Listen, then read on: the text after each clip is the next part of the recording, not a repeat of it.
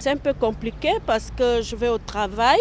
Quand je reviens du travail, l'enfant a des devoirs à faire qu'il faut la suivre. S'il a des leçons à faire, s'il a des devoirs à faire, avec mon arrimage du travail, ça va vraiment pas parce que si je reviens du travail à 17 h, il faille suivre l'enfant, il faille faire les travaux ménagers. Tout ça là, c'est compliqué. Je n'arrive pas à relier les bouts. Pendant notre cursus scolaire, nous n'avons pas connu des répétiteurs. On avait des grands frères qui essayaient de nous aider à comprendre ce que nous n'arrivons pas à saisir au niveau de l'école. Mais avec plus de pression, avec plus d'occupation professionnelle des parents, on a fait recours aujourd'hui à un répétiteur. Mais c'est vrai que ce répétiteur ne garantit pas aussi une sécurité.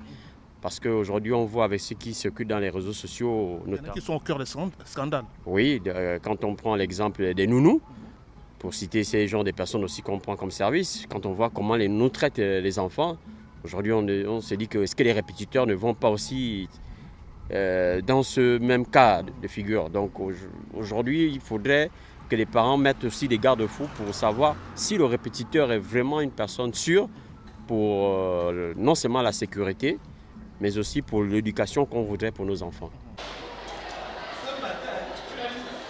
Beaucoup de parents ont vraiment beaucoup de travail. Ils sont toujours pris toute la journée, voire même toute la semaine.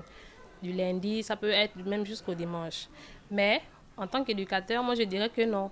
Parce que si le parent est peut-être pris toute la semaine, il peut avoir le samedi pour regarder au moins les cahiers des enfants, faire le point sur la semaine de cours. Lorsqu'on ne suit pas un enfant à la maison, et bien la conséquence c'est l'échec scolaire. L'enfant va tomber dans une paresse pas possible parce qu'il faut aussi noter que les enfants sont vraiment paresseux. Lorsqu'on ne les suit pas, cela va encore augmenter plus la paresse à l'école. Non seulement il ne va pas étudier, il ne va plus faire les devoirs de maison, il ne fera plus rien du tout et de là, il va tomber dans l'échec scolaire. Autant dire qu'aucun sacrifice n'est jamais trop grand pour l'enfant.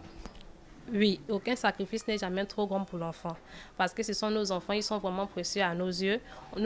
En tant que parents, nous avons le devoir et nous avons cette obligation-là de toujours les suivre, les accompagner partout et dans tout.